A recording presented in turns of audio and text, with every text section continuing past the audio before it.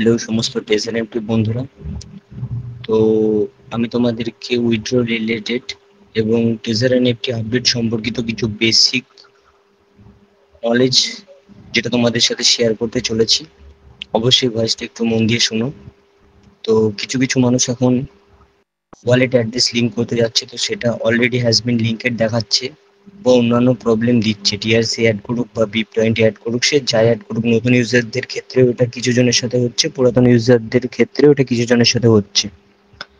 তো আমাদের কোম্পানি এখনো পুরো সিস্টেম অপটিমাইজ হয়নি। আপডেটের সাথে সাথে এগুলি সবকিছু ঠিক হয়ে যাবে। তো একটু পেশেন্টের সাথে থাকুন এবং একটু ধৈর্যের সাথে থাকুন, আশা করছি সবকিছু ঠিক হয়ে যাবে। তো একটা কথা বলি, অনেকের মনে প্রশ্ন আসছে যে সোলানা কেন অ্যাক্টিভ হয়নি।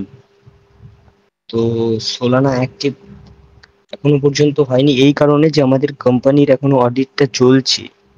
আমাদের KPMG বলে যে অডিট কোম্পানিটা, ওদের কাছে গিয়ে আমাদের কোম্পানিটা লিস্টিং করিয়েছে, স্প্যাক লিস্টিং করিয়েছে অডিটের জন্য।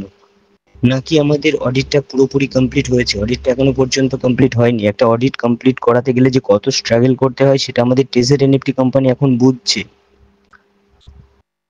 অডিট করতে গেলে, স্পেক লিস্টিং করতে গেলে কোম্পানি একটা কোম্পানির লিকুইডিটি ভালো হওয়া দরকার, হেলথ ভালো হওয়া দরকার।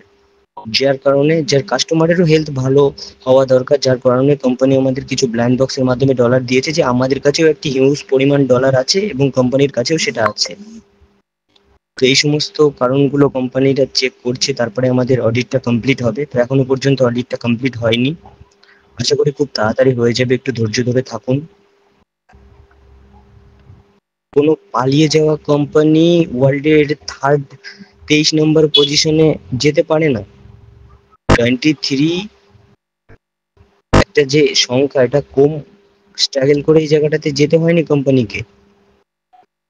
বিশ্বাস না হয় taser NFT world wide rank search করে ট্রেকসেন বলে একটি ওয়েবসাইট আছে এবং সেটার মধ্যে ঢুকুন এবং দেখে নিন, ওখানে 1500 কোম্পানি আছে লিস্ট করা, 1500 কোম্পানি।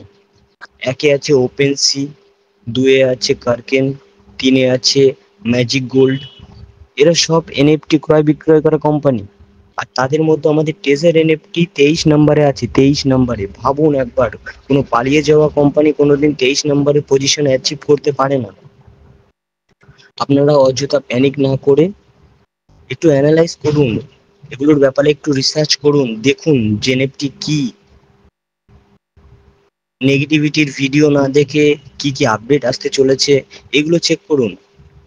আপনি সার্চ করুন টেজার এনএফটি স্ল্যাশ চেন.xyz, সার্চ করে দেখুন ওদের অফিসিয়ালি ওখানে যে TUFT টোকেনটা লঞ্চ হতে চলেছে, ওদের যে হোয়াইট পেপারের যে অফিসিয়াল অ্যানাউন্সমেন্ট, এই ওয়েবসাইটে ঢুকে ওখানে দেখুন যে প্রি সেল, একটি যে TUFT টোকেনটা আমাদের যে লঞ্চ হবে তার জন্য একটি ইয়ার ড্রপ, মেগা ইয়ার ড্রপ। অনেকে বাইন্যান্স ইউজ করে থাকেন, তো ওখানে মেগা ইয়ার ড্রপ ইভেন্টের জন্য দেওয়া হয়। তো আমাদের এই যে TUFT নামে টোকেনটি লঞ্চ হবে, তো তার জন্য একটি ইয়ার ড্রপ কোম্পানি আমাদেরকে অ্যাকাউন্টে প্রোভাইড করছে। তো সেখানে গিয়ে ওটা সাবমিট করুন আপনার ইউআইডি দিয়ে, ইয়ার ড্রপে পার্টিসিপেন্ট করুন। আপনারা অযথা প্যানিক করছেন, এসব করে কোনো লাভ নেই। কোনো পালিয়ে যাওয়া কোম্পানি এগুলো করতে পারে না।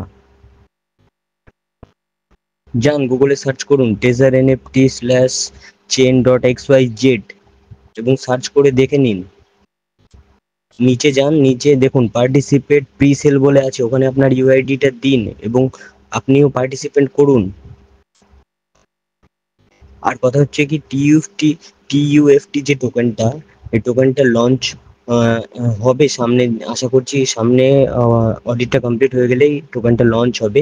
এবং যতগুলো আমাদের উইথড্র পেন্ডিং আছে বা উইথড্রর যে সমস্ত সমস্যা, সেগুলো এই টোকেনের মাধ্যমেই হবে। আর এই টোকেনটা যে লঞ্চ হওয়ার পরে আমাদের এক্সচেঞ্জ তো দরকার, কারণ আমি দুবাই থেকে ডলার নিয়ে চলে আসলাম, আমেরিকা থেকে ডলার নিয়ে চলে আসলাম, আমি এখানে কোনো দোকানে নিয়ে গিয়ে জিনিস তো কিনতে পারবো না, তার জন্য আমার তো এক্সচেঞ্জের দরকার, আমি ইন্ডিয়ান টাকাতে কনভার্ট করানো তো দরকার। তো যে TUFT টোকেনটা লঞ্চ হবে, এটার জন্য এক্সচেঞ্জ তো দরকার ইউএসডিটি তে কনভার্ট করানোর জন্য।